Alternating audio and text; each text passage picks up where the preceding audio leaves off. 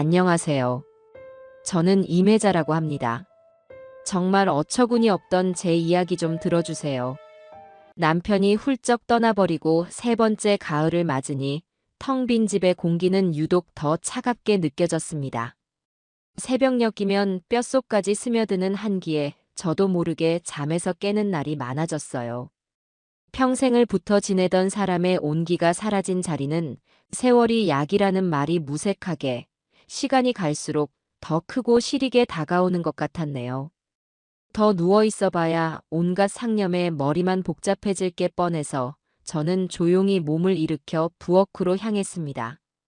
삐걱거리는 낡은 마루 소리만이 저의 유일한 아침 친구였지요.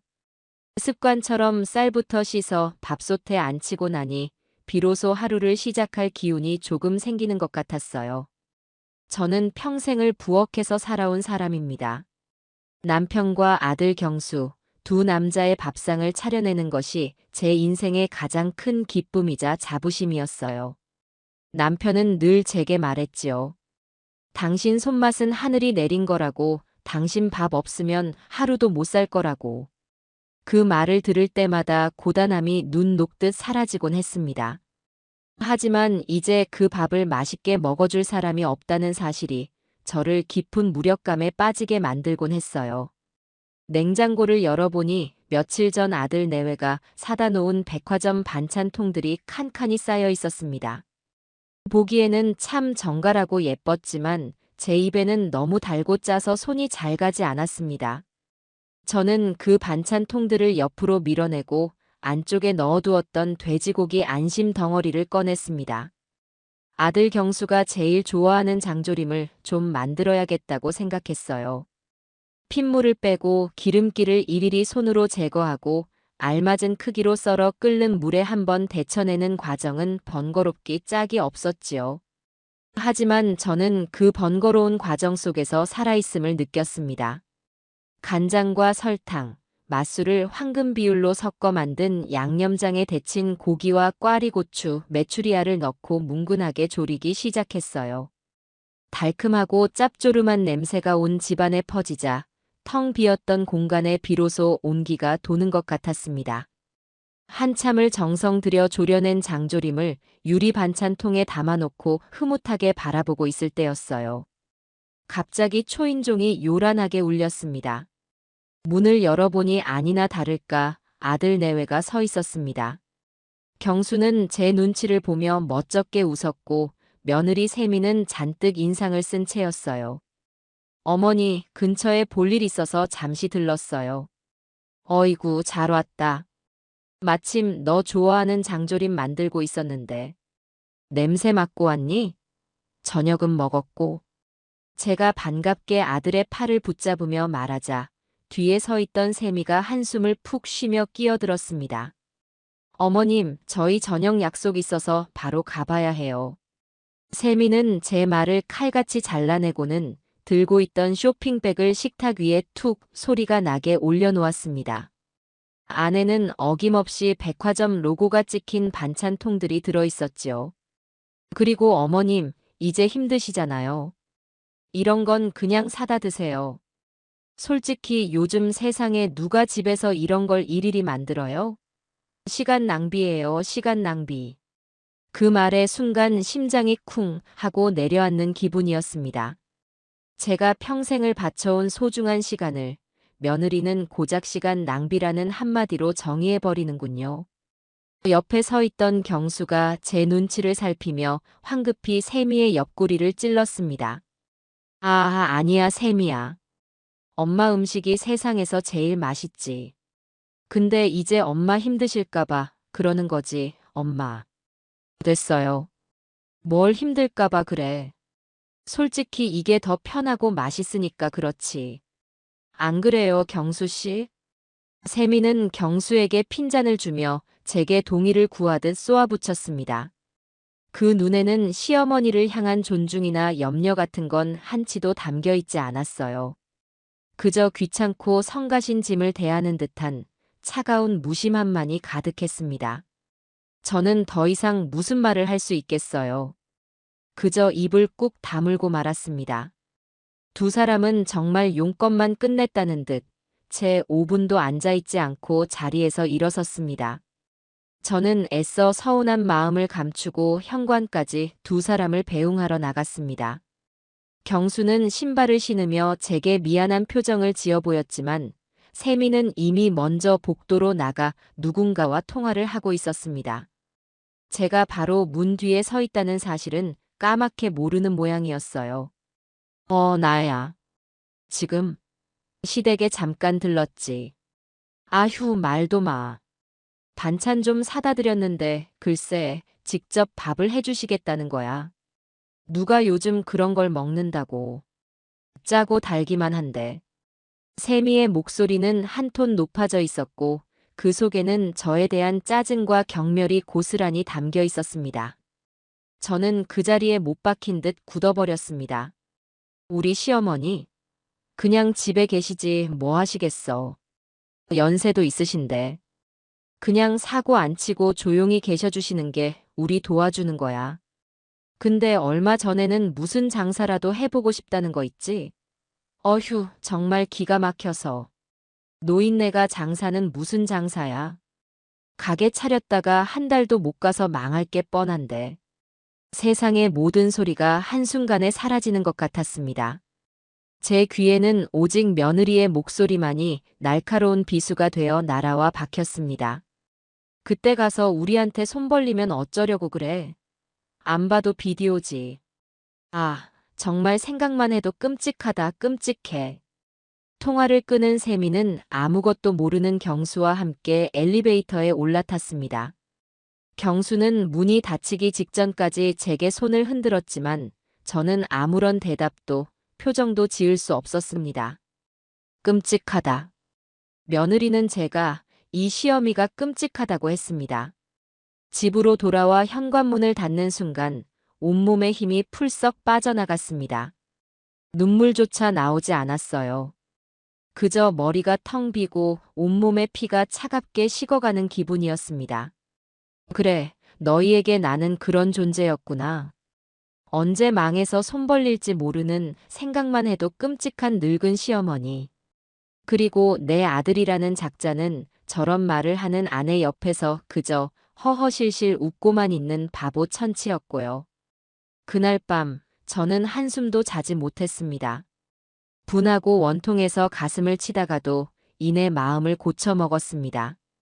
이까진 모욕에 주저앉아 눈물이나 흘리며 늙어 죽을 수는 없었어요. 며느리의 그 잔인하고 이기적인 말이 오히려 제 꺼져가던 인생의 불씨에 기름을 부었습니다. 노인네가 무슨 장사냐고? 망할 게 뻔하다고? 그래, 한번 해보자. 너가 그렇게 무시하고 경멸하는 이 늙은이가 어떻게 일어서는지 똑똑히 보여주마. 날이 밝자마자 저는 아들 내외를 집으로 호출했습니다. 어제와는 전혀 다른 제 싸늘한 분위기에 두 사람은 어리둥절한 표정으로 거실 소파에 앉았습니다. 저는 두 사람 앞에 똑바로 서서 제 인생을 건 선전포고를 시작했습니다. 나 국수집을 차려야겠다. 경수가 기겁을 하며 자리에서 벌떡 일어났습니다. 어머니, 갑자기 또 왜 그러세요? 어제는 그냥 해보신 말씀인 줄 알았는데 힘든 일을 왜 사서 하시려고 그러세요? 제발 좀. 그때 옆에 앉아있던 세미가 어이없다는 듯이 콧방귀를 뀌며 웃음을 터뜨렸습니다. 팔짱을 낀 채 저를 위아래로 훑어보는 그 시선이 참으로 노골적이었습니다. 어머님, 진짜 왜 이러세요? 제가 어제 말씀드렸잖아요. 장사, 그거 아무나 하는 거 아니라고요. 어머님이 아시는 세상이랑 현실은 완전히 달라요. 평생 집에서 밥만 하셨으면서 도대체 뭘 믿고 가게를 차리신다는 거예요? 저는 그런 세미를 차갑게 바라보며 대답했습니다. 평생 집에서 밥만 한 내 손맛. 그거 하나 믿고 하련다. 어머님 정말 제정신이세요? 그거야말로 세상에서 제일 쓸모없는 경력인 거 모르세요? 그러다 평생 모아두신 돈까지 싹 다 날리면 어쩌시려고요? 그때 가서 저희한테 손 벌리시게요? 저는 단 한 푼도 못 드려요. 세미가 악을 쓰듯 소리쳤습니다. 바로 저 말이었습니다. 제가 듣고 싶었던 그 아이의 진심. 저는 조용히 안방으로 들어가 장롱 깊숙한 곳에 비단 보자기로 싸서 모셔두었던 통장 몇 개를 들고 나왔습니다. 남편이 남겨준 유산과 제가 평생 푼돈을 아끼고 모아온 제 인생의 전부였습니다.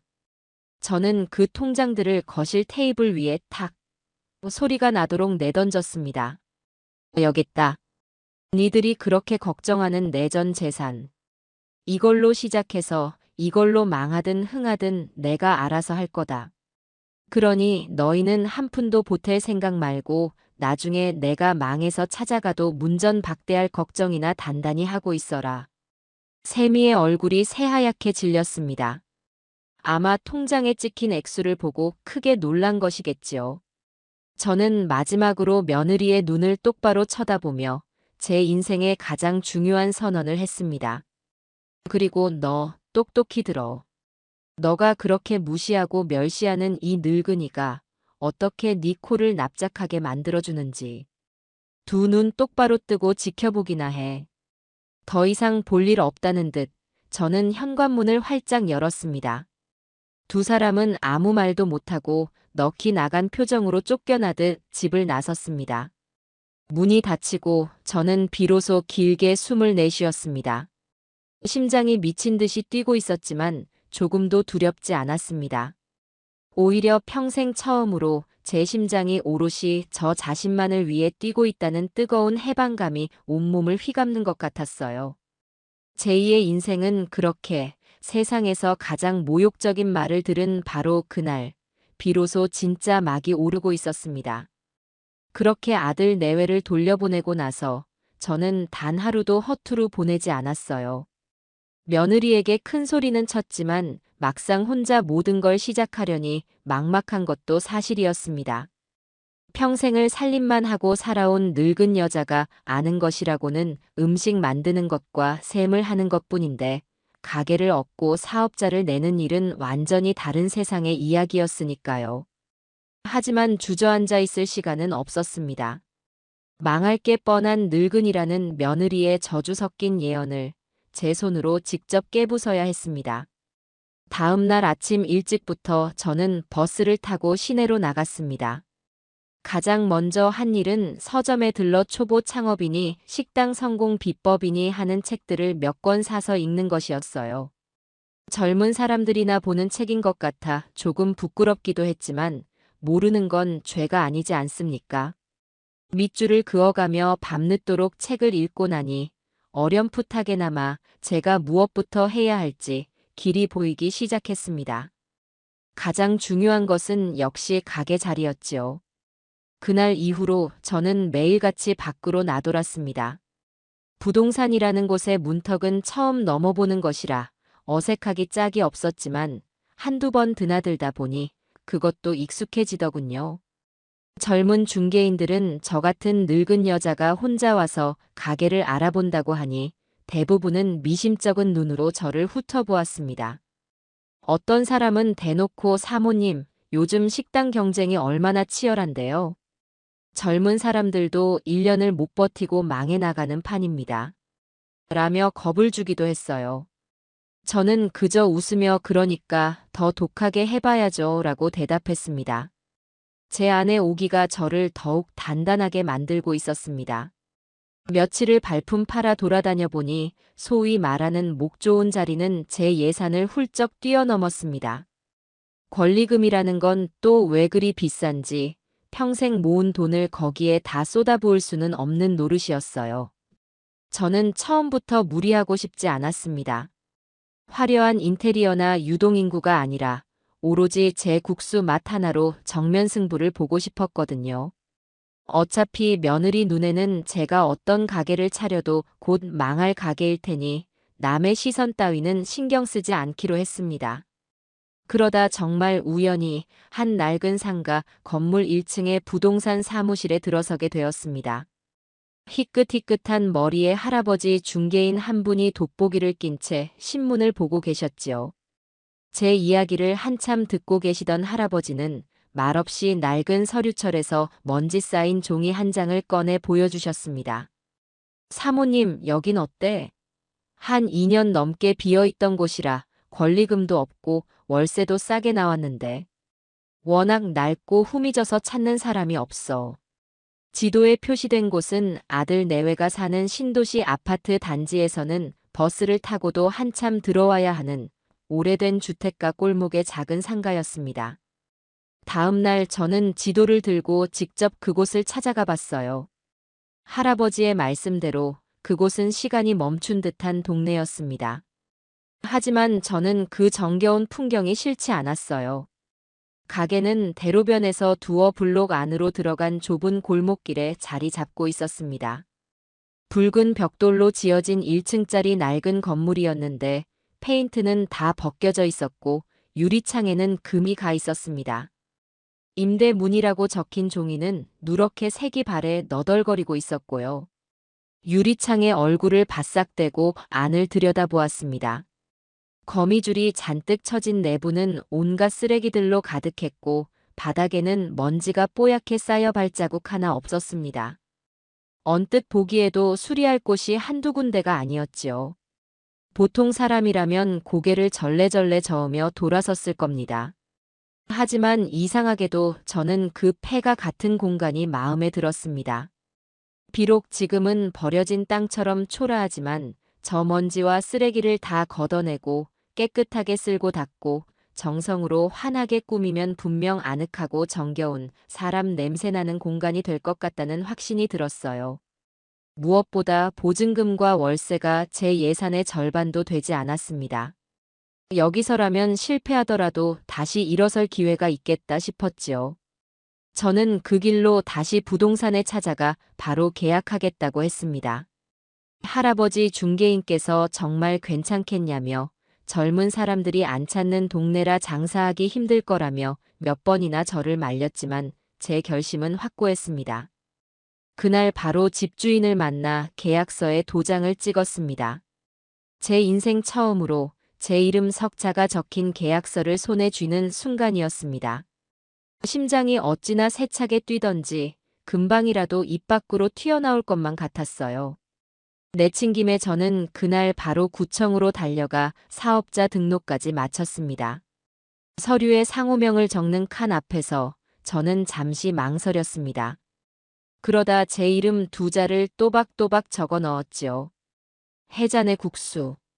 그렇게 제 이름이 박힌 사업자 등록증을 받아드는데 울컥 눈물이 쏟아질 것 같았습니다. 평생 경수 엄마로 고 서방 아내로 불리며 살아왔는데 이제야 비로소 오롯이 제 이름 석자를 찾은 기분이었어요. 그날 저녁 저는 아들에게 전화를 걸어 가게를 계약했다는 사실을 알렸습니다. 당연히 경수는 기겁을 하더군요. 전화기 너머로 당황한 아들의 목소리가 고스란히 전해져 왔습니다. 어머니, 거길 정말 계약하셨어요? 제가 인터넷으로 주소 찾아봤는데 유동인구도 거의 없고 너무 낡았잖아요. 조금 더 비싸더라도 아파트 상가나 번화가로 나가셨어야죠. 왜 그렇게 성급하게 결정을 하세요? 아들의 걱정 어린 목소리를 듣고 있으니 이내 옆에서 전화를 낚아채는 날카로운 소리가 들렸습니다. 보나 마나 며느리 샘이겠지요. 곧이어 세미의 짜증과 경멸이 가득 담긴 목소리가 제 귀를 후벼 팠습니다. 어머님, 진짜 거기 계약하신 거예요? 경수 씨한테 얘기 들었는데 정말 제정신이세요? 아니, 제가 그렇게 말렸는데 기어코 일을 저지르세요? 그런 귀신 나오는 가게에서 도대체 누가 국수를 사 먹어요? 돈을 아주 길바닥에 뿌리기로 작정하셨나 봐요. 저는 세미의 악에 받친 목소리를 들으며 조용히 그리고 아주 차갑게 대답했습니다. 귀신이 나오든 사람이 나오든 그건 내가 알아서 할 문제다. 너는 네 돈 아니니 걱정 말고. 어머님, 지금 그게 할 소리세요? 그러다 정말 망해서 저희 보고 손 내밀지나 마세요. 저희도 이제 애 키우려면 돈 들어갈 곳 많거든요. 걱정 마라. 내가 설령 굶어 죽는 한이 있어도 너희한테는 동전 한 푼 구걸하러 갈 일 없을 테니. 저는 그 말을 끝으로 미련 없이 전화를 끊어버렸습니다. 더 이상 그 아이의 무례하고 천박한 말을 들어줄 필요가 없었어요. 그럴 시간에 가게 청소나 한 번 더 하는 게 훨씬 생산적인 일이니까요. 다음 날부터 저는 작업복으로 갈아입고 팔을 걷어붙였습니다. 가게 문을 여는 순간 묵은 먼지가 풀썩거리며 저를 맞았습니다. 가장 먼저 한 일은 안에 가득 쌓여 있던 쓰레기를 치우는 것이었어요. 낡은 전단지, 깨진 유리병, 정체를 알 수 없는 잡동사니들이 산더미처럼 쏟아져 나왔습니다. 마스크를 꼈는데도 숨이 턱턱 막혔지만 저는 묵묵히 쓰레기를 마대 자루에 담아냈습니다. 쓰레기를 다 치우고 나니 비로소 가게의 민낯이 드러났습니다. 벽지는 누렇게 변색되어 너덜거렸고 바닥 구석구석에는 찌든 때가 검게 눌어붙어 있었습니다.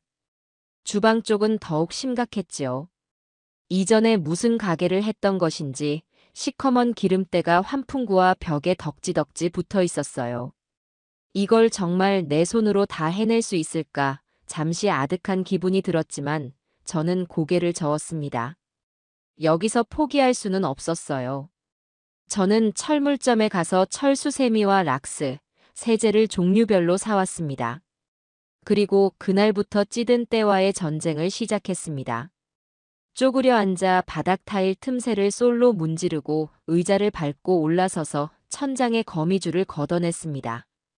독한 락스 냄새에 머리가 핑 돌고 온몸이 땀으로 흠뻑 젖었지만 제 손길이 닿는 곳마다 조금씩 깨끗해지는 가게를 보는 것이 좋았습니다. 며칠 동안은 그렇게 가게 구석구석을 쓸고 닦는 데만 시간을 보냈습니다. 그 후에는 페인트 가게에 가서 가장 밝은 아이보리색 페인트를 2통 사왔습니다. 낡고 칙칙한 벽지를 뜯어내는 것도 보통 일이 아니었어요. 벽지를 다 뜯어내고 나니 울퉁불퉁한 시멘트 벽이 그대로 드러났습니다. 저는 사포를 사다 밤늦도록 벽을 문질렀어요. 다음 날 아침, 저는 드디어 페인트 칠을 시작했습니다. 롤러질이 서툴러 페인트가 얼굴이며 머리카락에 다 튀었지만 점점 환하고 아늑하게 변해가는 가게 내부를 보니 힘든 줄도 몰랐습니다. 아이고 사장님, 혼자 이걸 다 하시오? 지나가던 동네 철물점 사장님이 가게 안을 들여다보며 혀를 내둘렀습니다. 지난 며칠간 제게 빗자루며 각종 청소도구를 팔았던 분이었지요. 저는 땀을 닦으며 웃었고 사장님은 시원한 음료수 한 병을 건네주셨습니다. 제 사정을 어렴풋이 들은 사장님은 다음 날 공구함을 들고 다시 찾아오셨습니다. 녹이 슬어 덜컹거리던 수도꼭지를 새 것으로 갈아주시고 깜빡거리는 낡은 전등도 환한 LED 등으로 손봐주셨어요. 제가 돈을 드리려고 하니 사장님은 손사래를 치며 이렇게 말씀하셨습니다. 에이, 뭘 이런 걸 가지고. 나중에 국수나 한 그릇 공짜로 줘요. 이 동네에 새로 가게 여는 것도 인연인데 잘 돼야지. 며느리에게 받은 상처로 꽁꽁 얼어붙었던 마음에 따뜻한 온기가 번지는 것 같았습니다. 세상에는 그렇게 못된 사람만 있는 게 아니라는 사실이 저에게는 큰 위로가 되었습니다.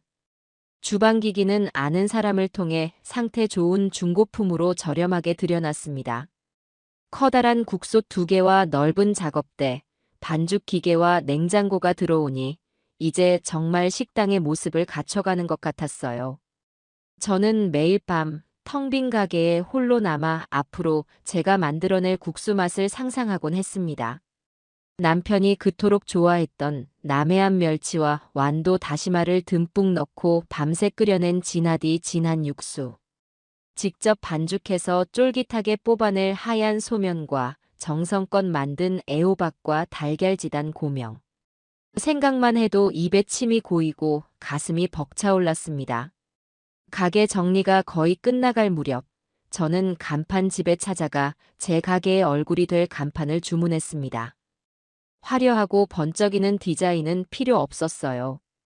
그저 깔끔한 흰 바탕에 제가 직접 고른 단정한 글씨체로 해잔의 국수라고 적힌 정직한 간판이면 충분했습니다. 간판이 걸리는 날, 저는 가게 앞에서 한참을 서서 그 모습을 바라보았네요. 제 이름 석자 중 두 글자가 저렇게 반듯하게 걸려 있는 것을 보니 기분이 참 묘했습니다. 평생 누군가의 아내로 누군가의 엄마로만 살아왔던 제가 이제는 해잔의 국수 사장 이매자였습니다. 그렇게 제 인생의 새로운 막이 낡고 초라한 골목길의 작은 가게 간판 하나와 함께 조용하지만 그 무엇보다 단단하게 올라가고 있었습니다. 간판까지 걸고 나니 이제 정말 오픈이 코앞으로 다가왔습니다. 가게 내부는 제 손으로 쓸고 닦아 먼지 한 톨 없이 깨끗했고 주방 기구들은 반짝반짝 빛이 났지요. 하지만 저는 서두르지 않았습니다. 식당의 심장은 결국 맛이니까요. 손님상에 내놓을 단 한 그릇의 국수를 위해 저는 제 모든 것을 걸어야 했습니다. 가게 오픈을 며칠 앞두고 저는 새벽같이 일어나 시장을 찾았습니다. 좋은 국물 맛을 내기 위해서는 무엇보다 좋은 재료가 우선이라고 생각했어요. 저는 건어물 가게들을 몇 시간 동안 돌아다니며 최상급 국물용 멸치와 다시마, 디포리를 신중하게 골랐습니다. 비린내가 없고 살이 통통하며 은빛이 선명하게 도는 놈들로만 한가득 사서 가게로 돌아왔지요. 그날부터 저와 육수와의 기나긴 싸움이 시작되었습니다. 첫날 끓인 육수는 비린내가 너무 강해서 전부 다 버려야 했습니다. 멸치 내장을 완벽하게 제거하지 못한 탓이었어요. 둘째 날은 너무 오래 끓여서 쓴맛이 났고 셋째 날은 감칠맛이 부족했습니다. 저는 잠도 줄여가며 육수에 매달렸습니다. 멸치와 다시마, 디포리의 비율을 달리해보고 무와 양파, 대파 뿌리를 넣어 깊은 맛을 더해보기도 했어요. 수십 번의 실패 끝에 마침내 제가 만족할 수 있는 맛을 찾아냈습니다. 비린 맛이나 쓴맛은 전혀 없이 입안에 착 감기는 깊고 진한 감칠맛. 바로 남편이 살아생전 그토록 칭찬했던 바로 그 맛이었습니다. 육수가 완성되자 저는 다음으로 면에 집중했습니다. 그냥 겉면을 사서 쓸 수도 있었지만 저는 직접 반죽한 생면을 고집하고 싶었어요. 중고로 들여놓은 낡은 반죽 기계를 돌려 밀가루와 물, 소금의 완벽한 비율을 찾기 위해 또 며칠을 썼습니다. 반죽의 숙성 시간과 면을 뽑아내는 굵기까지 어느 것 하나 허투루 하고 싶지 않았지요. 수백 번의 시도 끝에 마침내 쫄깃하면서도 부드러운 제 육수와 가장 잘 어울리는 면을 만들어낼 수 있었습니다. 저는 제 가게의 주력 메뉴를 딱 두 가지로 정했습니다. 저의 자부심이 담긴 진한 멸치국수와 직접 담근 고추장으로 맛을 낸 매콤 비빔국수. 메뉴가 많아봐야 음식의 질만 떨어진다고 생각했어요. 대신 단 두 그릇의 국수에 제 모든 정성과 자부심을 담아내기로 했습니다. 그리고 드디어 대망의 오픈날이 밝았습니다. 저는 그 어느 때보다 이른 새벽에 가게에 도착했습니다. 밤새 끓여낸 육수를 한 번 더 확인하고 갓 뽑아낸 생면을 소분해 놓았습니다. 애호박은 곱게 채 썰어 살짝 볶아내고 달걀은 수십 개를 붙여 황금빛 지단을 만들어 쌓아두었지요. 모든 준비를 마치고 저는 떨리는 손으로 가게 앞 준비 중 팻말을 영업 중으로 돌려놓았습니다. 오전 11시 정각이었습니다. 하지만 현실은 냉혹했습니다. 11시가 지나고 12시 점심시간이 되었는데도 가게 문을 열고 들어오는 손님은 단 한 명도 없었어요. 저는 애써 태연한 척 주방을 정리하고 이미 깨끗한 테이블을 마른 행주로 닦고 또 닦았습니다. 시간이 흐를수록 제 속은 새까맣게 타들어갔습니다. 가게 밖 골목길은 오가는 사람 하나 없이 쥐 죽은 듯 조용했고 그 정막이 마치 제 실패를 예고하는 것만 같아 두려웠습니다. 결국 그날 저는 단 한 그릇의 국수도 팔지 못했습니다. 저녁이 되어 가게 문을 닫고 텅 빈 홀에 혼자 앉아 있으니 서러움이 복받쳐 올랐어요. 며느리 세미의 비웃음 소리가 귓가에 환청처럼 맴돌았습니다. 꺼봐, 내가 망할 거라고 했지? 저는 이를 악물었습니다. 아니, 이제 겨우 첫날일 뿐이야. 여기서 무너질 수는 없어. 다음 날도 그 다음 날도 상황은 나아지지 않았습니다. 하루에 국수 두세 그릇을 파는 날이 이어졌어요. 간혹 길을 잃고 헤매던 사람이 들어와 국수를 먹고 가기도 했지만 단골로 이어지지는 않았습니다. 재료는 매일 상해서 버려야 했고 가게 월세 날짜는 다가왔습니다. 통장 잔고가 줄어드는 것을 볼 때마다 심장이 철렁 내려앉았지요. 그러던 어느 날 오후였습니다.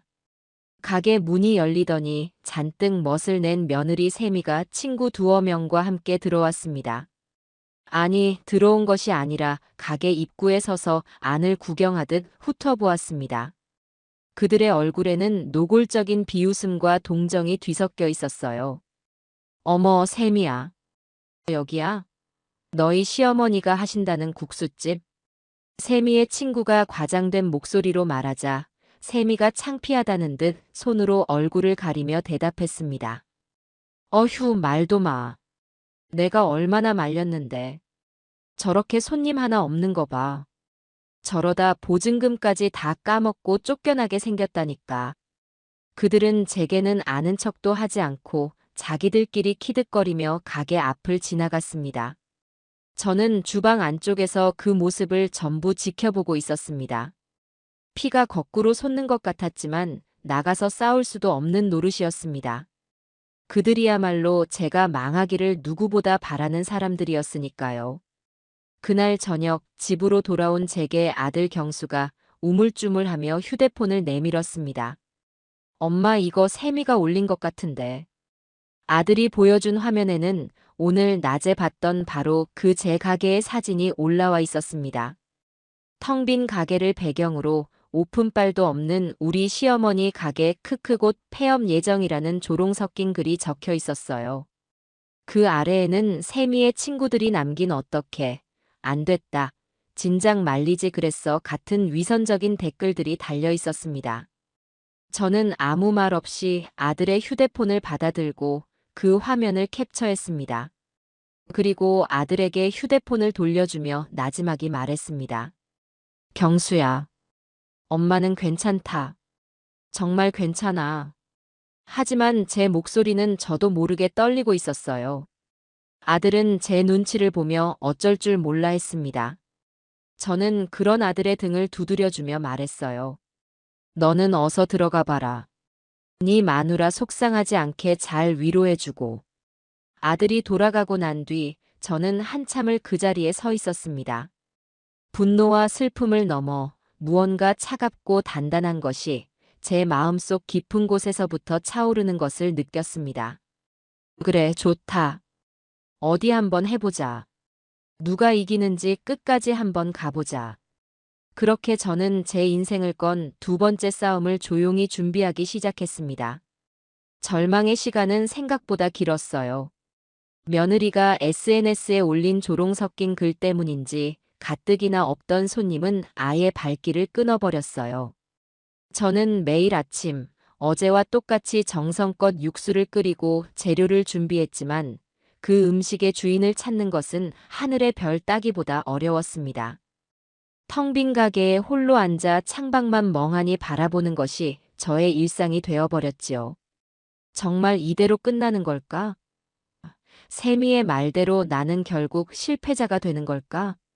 약해지는 마음을 다잡는 것이 하루 중 가장 힘든 일이었습니다. 그러던 어느 비 오는 날 오후였습니다. 점심시간이 훌쩍 지나 손님을 거의 포기하고 있을 때 낡은 우산을 든 한 젊은 여학생이 조심스럽게 가게 문을 열고 들어왔어요. 앳된 얼굴에 커다란 뿔테 안경을 쓴 대학생처럼 보이는 아이였습니다.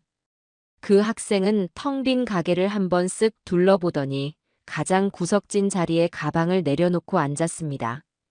저 멸치국수 하나 주세요. 저는 오랜만에 듣는 주문 소리에 화들짝 놀라 허둥지둥 주방으로 들어갔습니다. 그리고 그 학생을 위해 제 모든 정성을 담아 국수를 말기 시작했습니다. 갓 삶아낸 쫄깃한 면을 그릇에 담고 뜨거운 육수를 여러 번 부었다 따르며 면을 토렴했습니다. 그 위에 애호박과 달걀 지단, 김가루 고명을 소복이 올리고 마지막으로 직접 만든 양념장을 한 숟갈 올려 내어주었지요. 학생은 아무 말 없이 안경 너머로 피어오르는 김을 바라보다가 조용히 젓가락을 들었습니다. 그리고는 천천히 정말 맛있다는 듯이 국수를 먹기 시작했어요. 후루룩 후루룩. 가게 안에는 학생이 면을 먹는 소리만이 경쾌하게 울려 퍼졌습니다. 그 소리가 어찌나 듣기 좋던지 저는 저도 모르게 주방에 기댄 채 그 모습을 넋놓고 바라보았어요. 학생은 국물 한 방울 남기지 않고 그릇을 깨끗하게 비우고는 계산을 하며 제게 수줍게 말했어요. 정말 맛있어요. 할머니가 끓여주시던 국수 맛이랑 똑같아요. 그 한마디에 그동안의 서름과 고단함이 눈 녹듯 사라지는 것 같았습니다. 저는 고맙다는 말밖에 할 수가 없었어요. 그날 이후 그 여학생은 저의 첫 번째 단골 손님이 되었어요. 비가 오나 눈이 오나 거의 매일 같은 시간에 가게를 찾아와 구석 자리에 앉아 국수를 먹고 가방에서 책을 꺼내 한참을 공부하다 가곤 했어요. 저희는 많은 대화를 나누지 않았어요. 하지만 저는 그 학생이 말없이 제 국수를 맛있게 먹어주는 것만으로도 이 가게를 계속 열어야 할 이유를 얻은 것만 같았죠. 그렇게 며칠이 지났을까요? 또 다른 변화가 찾아왔습니다. 어느 날 점심시간 안전모를 쓴 작업복 차림의 남자 대여섯 명이 우르르 가게로 몰려 들어왔어요. 왁자지껄한 분위기에 잠시 당황했지만 저는 곧 그들을 반갑게 맞이했지요. 근처에 새로 짓는 빌라 공사장에서 일하는 인부들이라고 했습니다. 이모, 여기 국수 맛있다고 소문났던데 진짜요? 제일 맛있는 걸로 6그릇만 빨리 줘봐요. 저는 신이 나서 멸치국수를 6그릇이나 말아내갔습니다. 그들은 정말 정신없이 국수를 먹어치우기 시작했어요. 크어, 국물 죽인다. 이야, 면발이 살아있네. 이모, 양도 엄청 푸짐하네. 그들의 거침없지만 진심이 담긴 칭찬에 저는 저도 모르게 얼굴에 웃음꽃이 피었습니다. 그들은 순식간에 국수 한 그릇씩을 뚝딱 비우고는 내일 또 오겠다는 말을 남기고 썰물처럼 빠져나갔습니다. 그리고 그들의 약속은 진짜였습니다. 다음 날부터 공사장 인부들은 점심시간마다 제 가게를 찾아와 텅 비었던 테이블을 가득 채워주었습니다.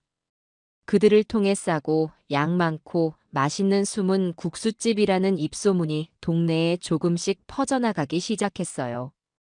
덕분에 제 가게는 더 이상 파리만 날리는 유령 가게가 아니었습니다. 점심시간만큼은 손님들의 활기찬 목소리와 맛있는 국수 냄새로 가득 차는 진짜 식당이 되어가고 있었습니다. 그러던 어느 날 저녁 마지막 손님으로 남은 단골 여대생이 계산을 하며 제게 머뭇거리며 말을 걸었습니다.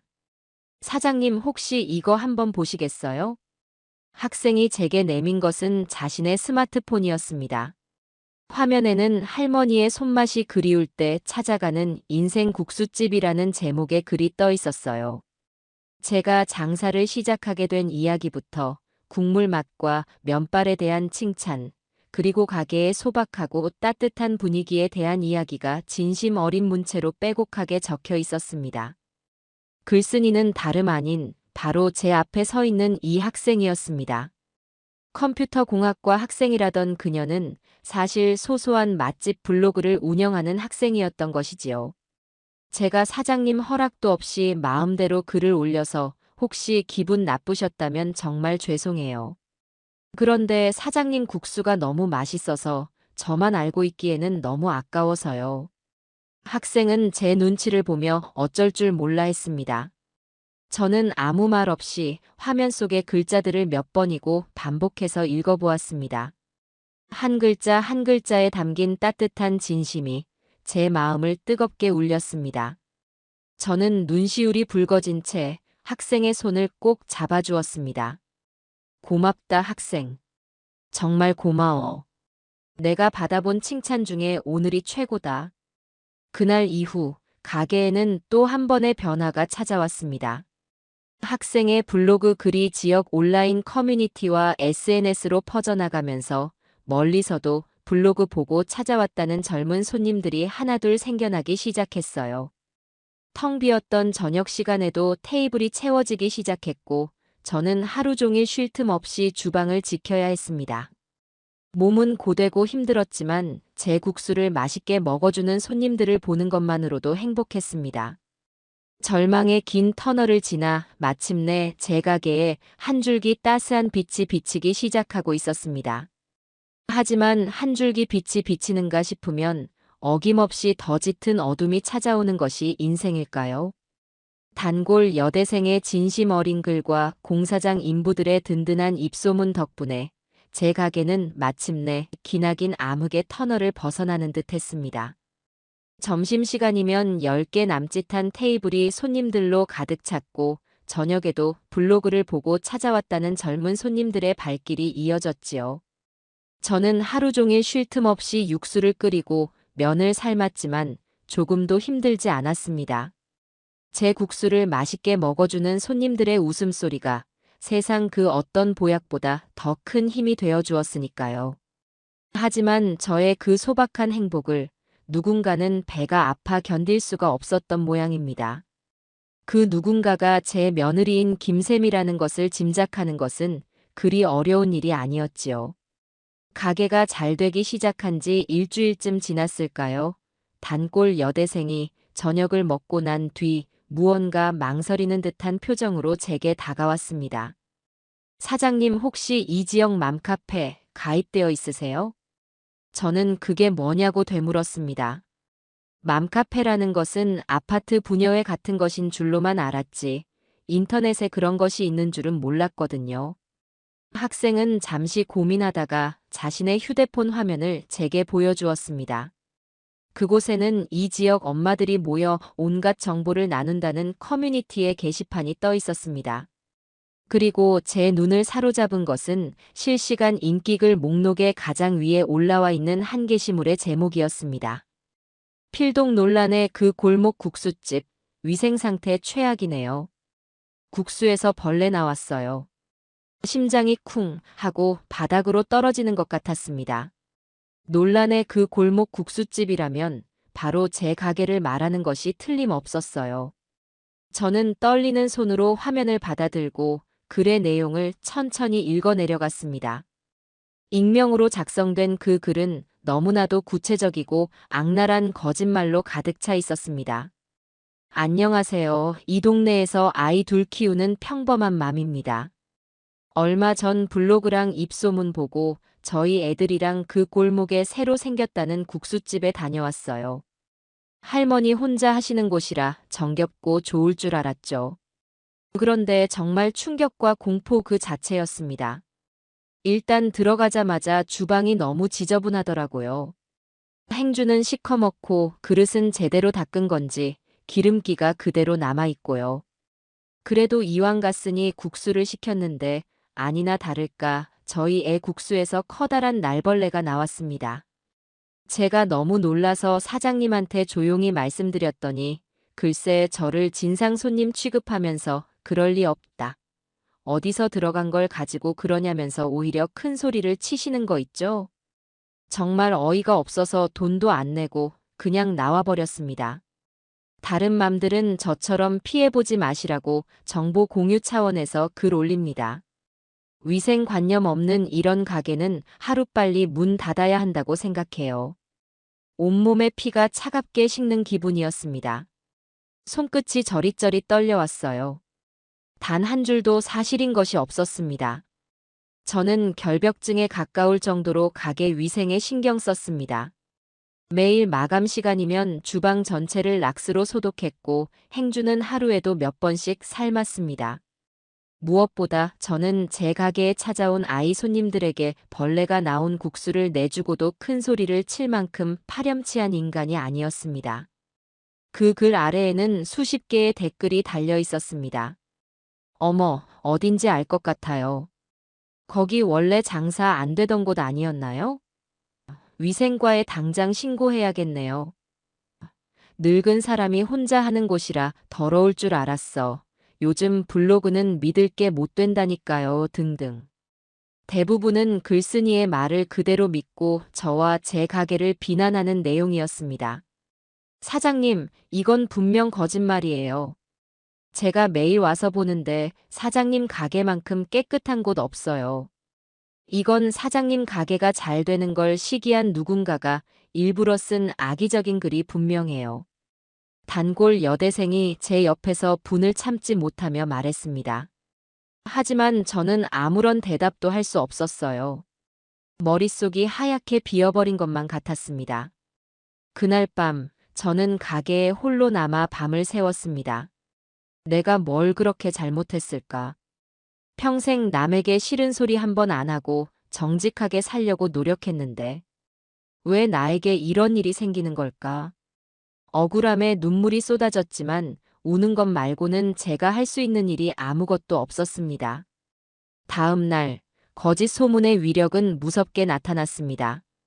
그렇게 북적거리던 점심시간이 되었는데도 가게 문을 열고 들어오는 손님은 단 한 명도 없었어요. 며칠 전에 그 절망적인 풍경이 고스란히 재현되었습니다. 어쩌다 가게 앞을 지나가던 사람들은 마치 전염병 환자의 집이라도 보는 것처럼 힐끔거리며 수군대기만 할 뿐이었습니다. 저 집이 그 벌레 나온 국수집이래. 그들의 목소리가 제 심장에 비수처럼 꽂혔습니다. 가게 매출은 다시 곤두박질 쳤고 며칠 만에 제 가게는 다시 텅 빈 유령 가게로 돌아왔습니다. 저는 망연자실한 채 그저 멍하니 의자에 앉아 있을 뿐이었어요. 문득 이 모든 것을 그만두고 싶다는 생각이 들었습니다. 내가 이 나이에 무슨 부귀영화를 누리겠다고 이런 모욕까지 참아가며 장사를 계속해야 하나. 그냥 다 포기하고 예전처럼 조용히 늙어가는 게 맞는 게 아닐까? 그렇게 제가 모든 것을 놓아버리려던 순간이었습니다. 가게 문이 쾅 하고 요란한 소리를 내며 열렸습니다. 놀라서 고개를 들어보니 안전모를 쓴 단골 인부 아저씨들이 우르르 들어오고 있었습니다. 그들의 얼굴은 하나같이 잔뜩 화가 나 있었어요. 이모, 이게 어떻게 된 거야?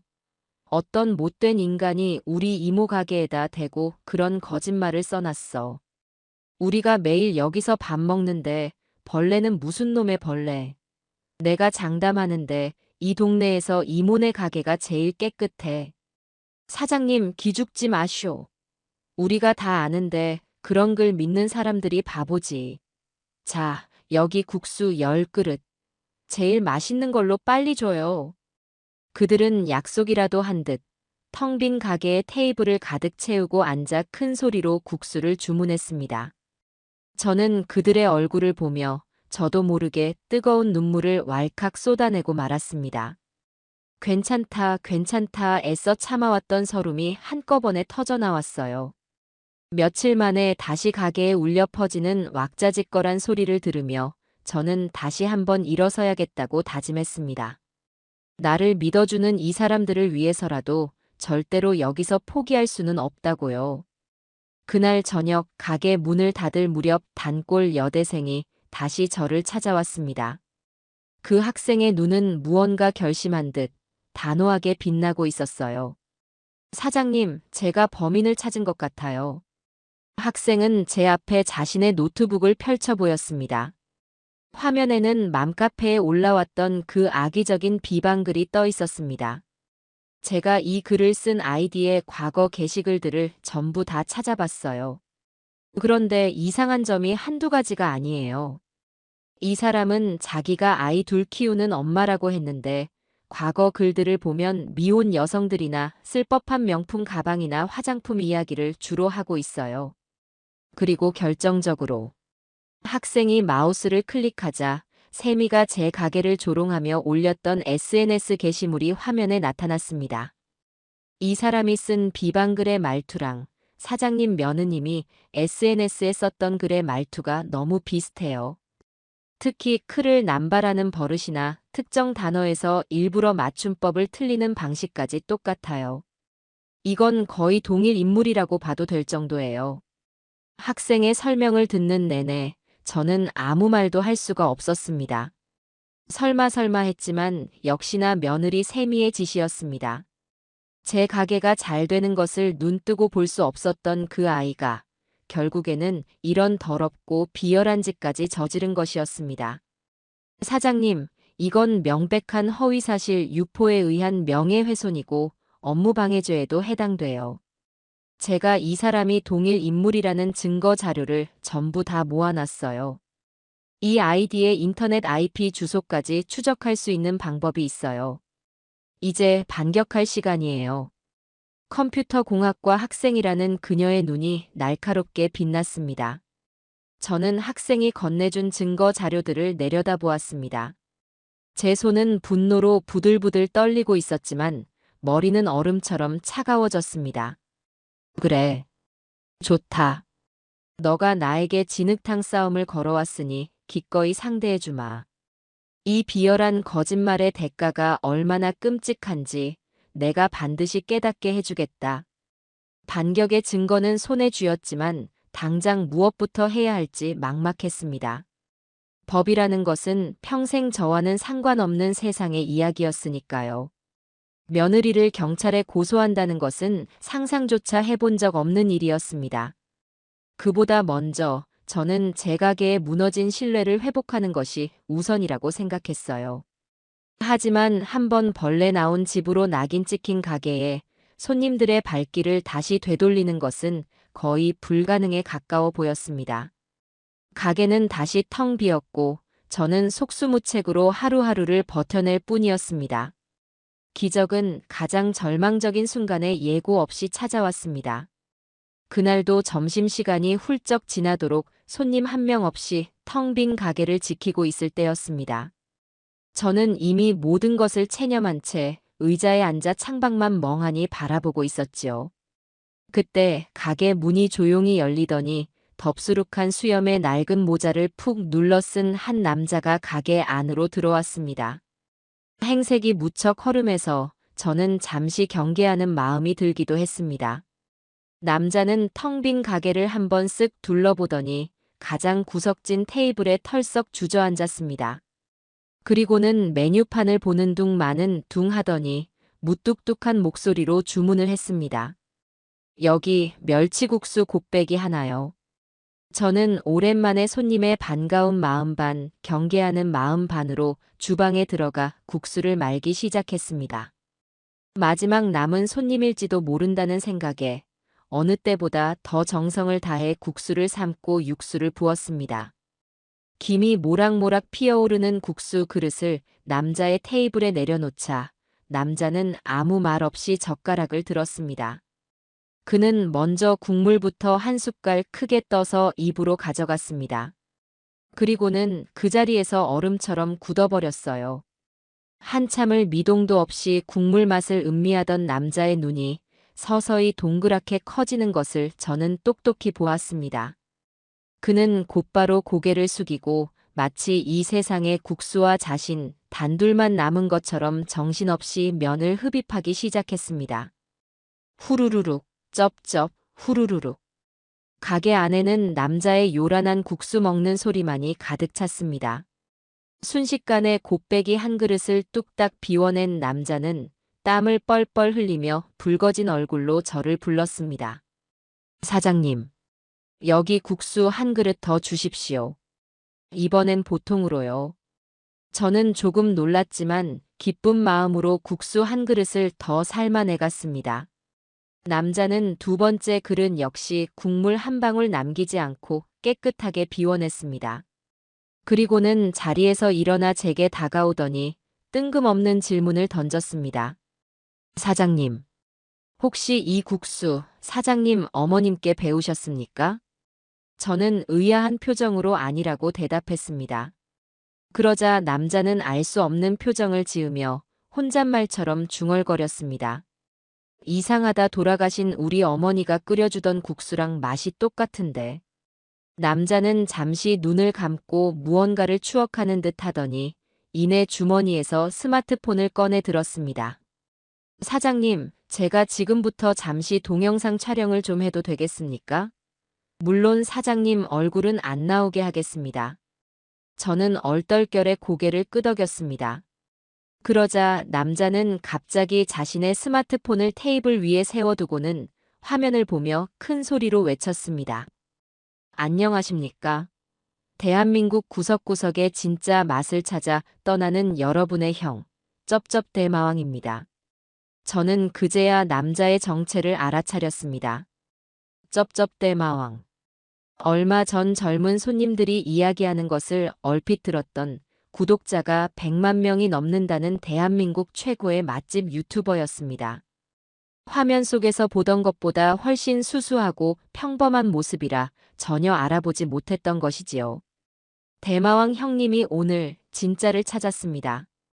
제가 지금껏 30년 넘게 전국을 돌아다니며 수천 그릇의 국수를 먹어봤지만 오늘 이곳에서 제 인생 최고의 국수를 만났습니다. 여러분, 이 국물 색깔 좀 보십시오. 이게 진짜입니다. 쩝쩝대마왕은 즉석에서 라이브 방송을 시작한 것이었습니다. 그는 방금 제가 끓여준 국수에 대해 온갖 미사여구를 동원하며 극찬을 쏟아내기 시작했습니다. 마치 시인처럼 혹은 음식 평론가처럼 제 국수 맛을 조목조목 분석하는데 평생 국수만 만들어 온 저도 생각지 못했던 표현들이 튀어나왔습니다. 이건 그냥 멸치 육수가 아닙니다, 여러분. 이건 사장님의 인생이 담긴 육수예요. 제가 이 국물을 처음 맛보는 순간 20년 전 돌아가신 저희 어머니가 부엌에서 땀 흘리며 육수를 끓이시던 모습이 눈앞에 파노라마처럼 펼쳐졌습니다. 방송을 하던 그의 눈시울이 서서히 붉어지기 시작했습니다. 그는 잠시 말을 잇지 못하고 감정을 추스르더니 제게 가게에 왜 손님이 없는지 그리고 혹시 무슨 사연이라도 있는지 조심스럽게 물었습니다. 저는 망설이다가 며칠 전 맘카페에 올라왔던 악의적인 비방글에 대한 이야기를 털어놓았습니다. 제 이야기를 들은 쩝쩝대마왕은 갑자기 테이블을 주먹으로 쾅 내리치며 분노를 터뜨렸습니다. 제가 그럴 줄 알았습니다. 이렇게 완벽한 국수를 만드는 장인이 이렇게 깨끗한 가게가 말도 안 되는 거짓 소문 때문에 고통받고 있었습니다. 여러분, 제가 쩝쩝대마왕의 이름과 제 모든 것을 걸고 약속합니다. 이 가게는 대한민국에서 가장 깨끗하고 정직한 가게입니다. 이 맛을 의심하는 것은 여러분의 어머니가 차려주신 밥상을 의심하는 것과 똑같은 겁니다. 그의 진심 어린 호소에 스마트폰 화면의 실시간 채팅창은 그야말로 폭발하기 시작했습니다. 형님, 저희가 진실을 알려줄게요. 당장 좌표 찍어주세요. 혼내주러 갑니다. 저런 악플러는 고소해야 합니다. 시청자들의 분노가 화면을 가득 메웠습니다. 방송은 1시간이 넘도록 계속되었습니다.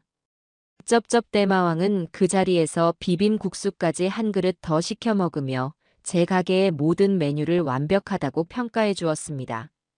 방송이 끝난 후 그는 제게 다가와 제 두 손을 꼭 잡으며 말했습니다. 사장님, 정말 죄송하고 또 감사합니다. 이런 보석 같은 곳을 제가 너무 늦게 발견했습니다. 이제부터는 걱정하지 마십시오. 사장님의 진심을 이제 온 세상이 알게 될 겁니다. 그가 떠나고 난 뒤 가게에는 다시 정적이 찾아왔습니다. 하지만 그 정적은 이전의 절망적인 침묵과는 달랐습니다. 무언가 거대한 폭풍이 몰려오기 직전에 긴장감 넘치는 고요함이었지요. 그리고 잠시 후 제 낡은 휴대폰이 미친 듯이 울리기 시작했습니다. 가게 위치를 묻는 전화, 예약을 하겠다는 전화가 쉴 새 없이 걸려왔어요.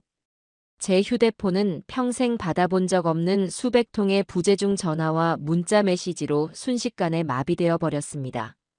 그제야 저는 제 인생에 다시 없을 거대한 기적이 찾아왔음을 실감할 수 있었어요. 그날 밤, 저는 가게에서 뜬 눈으로 밤을 새웠습니다.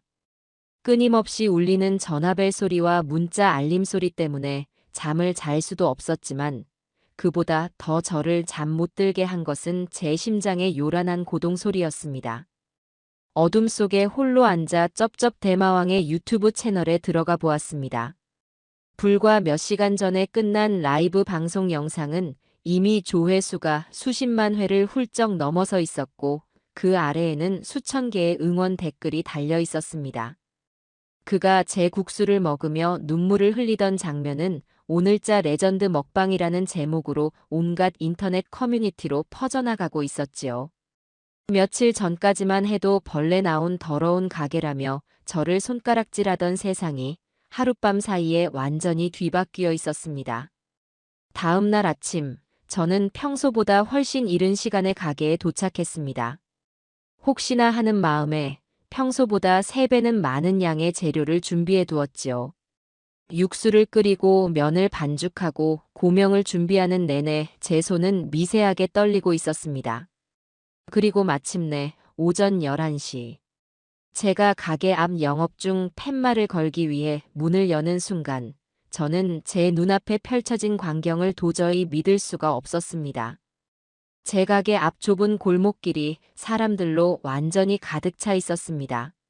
남녀노소 할 것 없이 수십 명, 아니 100명은 좋게 넘어 보이는 사람들이 끝이 보이지 않는 긴 줄을 서서 제 가게가 문을 열기만을 기다리고 있었던 것이지요. 그들은 저를 보자마자 약속이라도 한 듯 환호성을 지르며 박수를 쳤습니다. 사장님, 방송 보고 왔어요. 힘내세요. 사장님 국수 먹으려고 새벽부터 와서 기다렸어요.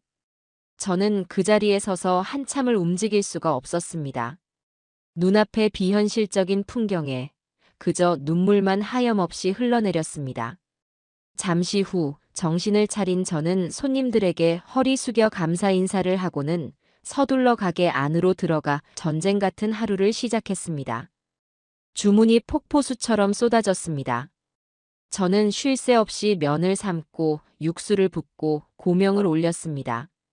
테이블을 치울 시간도 없이 손님들이 밀려 들어왔고 제 가게의 작은 주방은 그야말로 아수라장이었습니다. 평소에 3배를 준비했던 재료는 점심시간이 채 끝나기도 전에 바닥을 드러냈습니다. 저는 결국 가게 앞에 재료 소진으로 조기 마감합니다라는 팻말을 내걸어야 했습니다. 국수를 먹지 못하고 아쉽게 발걸음을 돌리는 손님들에게 저는 죄송한 마음으로 몇 번이고 고개를 숙였습니다. 그렇게 정신없는 하루가 끝나고 녹초가 된 몸으로 가게를 정리하고 있을 때였습니다. 가게 문이 조용히 열리더니 한껏 치장을 한 며느리 세미가 어색한 미소를 지으며 안으로 들어왔습니다. 며칠 전까지만 해도 제 가게를 귀신 나오는 곳이라며 멸시하던 바로 그 아이였습니다. 어머님 힘드시죠? 제가 소문 듣고 얼마나 놀랐는지 몰라요. 진작 와서 도와드렸어야 했는데 가게가 너무 바빠서 들어올 엄두가 안 나더라고요. 세미는 언제 그랬냐는 듯 살갑고 다정한 목소리로 제게 말을 걸어왔습니다. 그러고는 자연스럽게 팔을 걷어붙이며 제가 치우던 그릇들을 빼앗아 들었습니다. 어머님은 이제 쉬세요. 이런 굳은 일은 제가 다 할게요. 아 참, 그 맘카페에 글 쓴 사람, 제가 다 알아봤어요. 어떤 나쁜 인간이 우리 어머님을 그렇게 음해했는지 제가 꼭 잡아서 혼쭐을 내줘야 해요. 어떻게 그런 나쁜 짓을 할 수가 있죠? 저는 그 뻔뻔한 연기를 말없이 지켜보았습니다.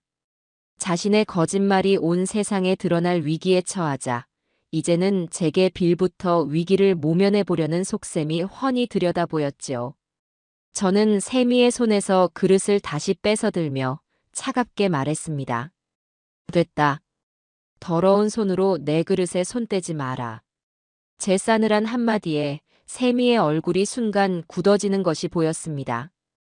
바로 그때 아들 경수까지 헐레벌떡 가게 안으로 뛰어들어왔습니다. 경수는 잔뜩 상기된 얼굴로 제 주위를 둘러보며 감탄사를 연발했습니다. 와, 어머니. 대박. 진짜 대박이네요. 제가 이럴 줄 알았어요. 역시 우리 어머니 손맛은 대한민국 최고라니까요. 아들은 제 옆에 바싹 붙어 서서 호들갑을 떨며 말을 이었습니다. 어머니, 이제 가게도 이렇게 커졌으니 혼자서는 힘드시잖아요. 제가 이제 회사 그만두고 본격적으로 어머니 일 도울까요? 제가 경영을 맡고 어머니는 주방만 책임지시면 와, 이거 프랜차이즈 사업으로 키워도 되겠는데요. 저는 제 가게를 마치 자신의 성공인 양 떠들어대는 아들의 얼굴을 가만히 바라보았습니다. 제가 며느리의 모욕에 피눈물을 흘릴 때, 제가 파리만 날리는 가게에서 절망하고 있을 때, 이 아들은 과연 어디서 무엇을 하고 있었을까요? 제 가게를 곧 폐업할 곳이라며 조롱하던 아내의 옆에서 그저 방관만 하고 있지 않았던가요? 저는 깊은 한숨을 내쉬고 아들을 향해 나지막이 말했습니다. 경영은 무슨? 너는 네 마누라 단속이나 잘해라. 제 차가운 한마디에 경수와 세미는 그 자리에 얼어붙고 말았습니다. 가게 안에는 무거운 침묵이 흘렀습니다. 길고 길었던 갑을 관계가 마침내 완벽하게 역전되는 순간이었죠. 방금 전까지의 소란과 흥분은 온데간데 없이 사라지고 무거운 침묵이 아들 내외의 어깨를 짓눌렀지요. 경수는 안절부절 못하며 제 눈치를 살폈고 며느리 세미는 방금 전까지 능청스럽게 연기하던 상냥한 며느리의 가면을 벗어 던진 채 새하얗게 질린 얼굴로 저를 쳐다보고 있었습니다. 그 얼굴에는 당혹감과 분노, 그리고 희미한 공포가 뒤섞여 있었어요. 어머님, 지금 그게 무슨 말씀이세요? 제가 뭘 어쨌다고요? 세미가 떨리는 목소리로 애써 변명을 시작했습니다. 하지만 저는 더 이상 그 아이의 가증스러운 연기를 받아줄 생각이 없었습니다. 저는 주방 안쪽으로 들어가 서류 봉투 하나를 들고 나왔습니다. 그 안에는 단골 여대생이 밤을 새워 찾아준 며느리의 비열한 범죄 행각이 담긴 증거 자료들이 고스란히 담겨 있었지요. 저는 서류 봉투 안에 종이들을 꺼내 아들 내외 앞에 테이블 위로 한 장씩 펼쳐놓았습니다. 세미가 맘카페에 익명으로 올렸던 비방글의 전문, 그 글을 작성한 아이디의 과거 행적, 그리고 세미의 SNS 게시물과 말투를 비교 분석한 자료까지. 마지막으로 단골 학생이 전문가의 도움을 받아 확보한 그 비방글이 작성된 인터넷 IP 주소와 세미의 집 IP 주소가 일치한다는 결정적인 증거까지 올려놓았어요. 이래도 네가 한 짓이 아니라고 발뺌할 테냐? 제 나지막한 물음에 세미의 동공이 세차게 흔들리기 시작했습니다. 자신의 범죄가 완벽하게 탄로났다는 사실을 깨달은 것이겠지요. 모든 것을 체념한 듯 세미는 갑자기 제 앞에 무릎을 꿇었습니다. 그리고는 언제 그랬냐는 듯 눈물을 펑펑 쏟아내며 제 바짓가랑이를 붙잡고 애원하기 시작했습니다. 어머님, 제가 잘못했어요. 제가 정말 죽을 죄를 지었어요. 어머님 가게가 잘 되는 걸 보니까 질투심에 눈이 멀어서 제가 잠시 미쳤었나 봐요. 제발 한 번만 용서해 주세요. 네. 다시는 안 그럴게요, 어머님. 세미는 마치 연극 배우처럼 서럽고 애절하게 울부짖었습니다. 하지만 그 눈물 속에는 진정한 반성보다는 어떻게든 이 위기만 모면하려는 얄팍한 계산이 깔려 있다는 것을 저는 알 수 있었어요. 만약 쩝쩝대마왕의 방송이 없었다면, 제 가게가 이대로 망해버렸다면 이 아이가 과연 제 앞에서 이렇게 무릎을 꿇고 눈물을 흘렸을까요? 아니요, 절대로 아니었을 겁니다.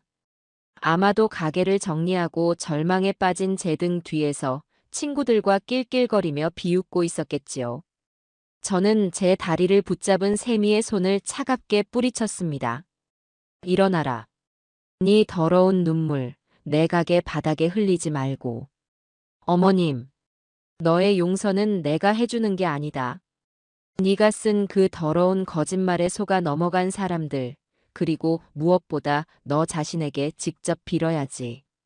어디 감히 나한테 용서를 구하는 게냐?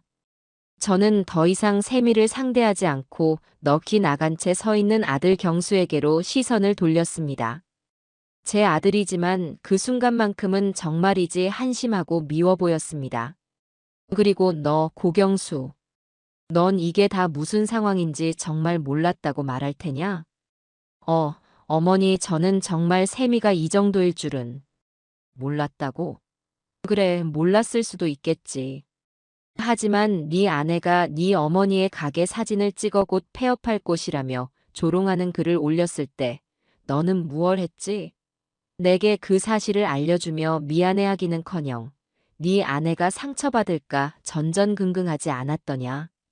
네 어머니가 억울한 소문에 휩싸여 피눈물을 흘리고 있을 때 너는 네 아내의 편에 서서 침묵했다. 이 모든 것을 알고도 내게 먼저 찾아와 사죄하지 않은 너는 명백한 공범이야. 제 서리빨 같은 말에 경수는 고개를 푹 숙인 채 아무런 대답도 하지 못했습니다. 저는 그런 아들에게 제 인생을 건 최후 통첩을 했습니다.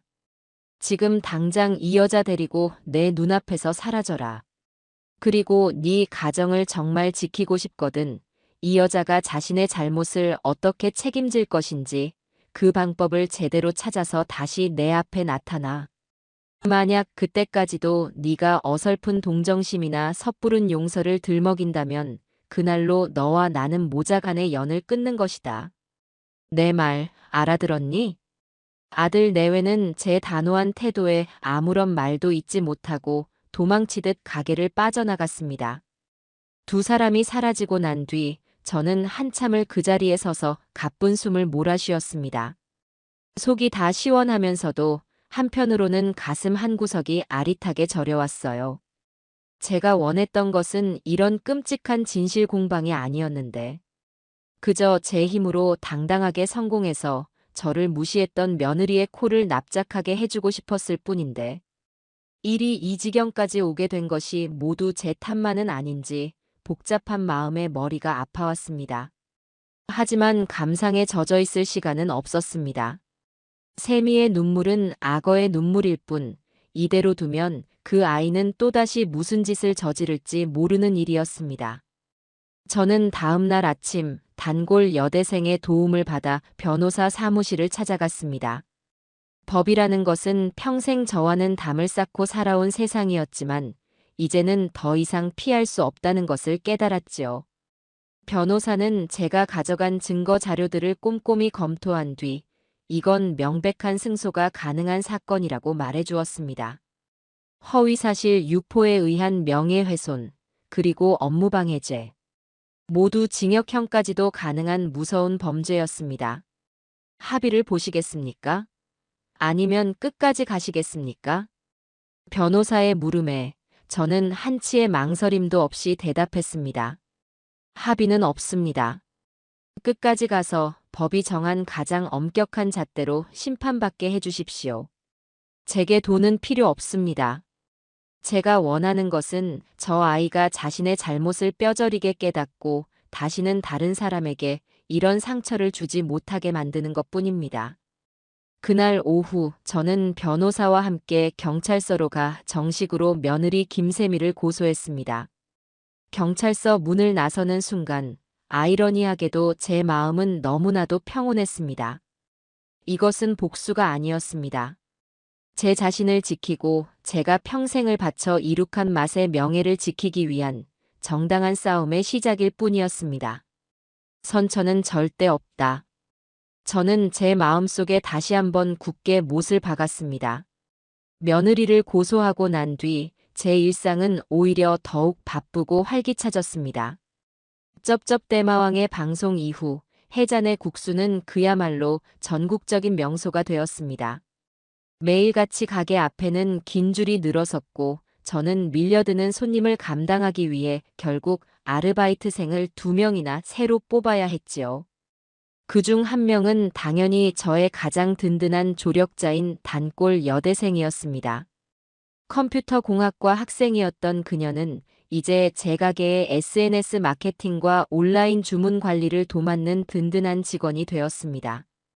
저는 컴퓨터는 켜고 끄는 것밖에 모르는 까막눈이었지만 학생은 제 옆에 앉아 인스타그램이니 페이스북이니 하는 것들을 차근차근 알려주었어요.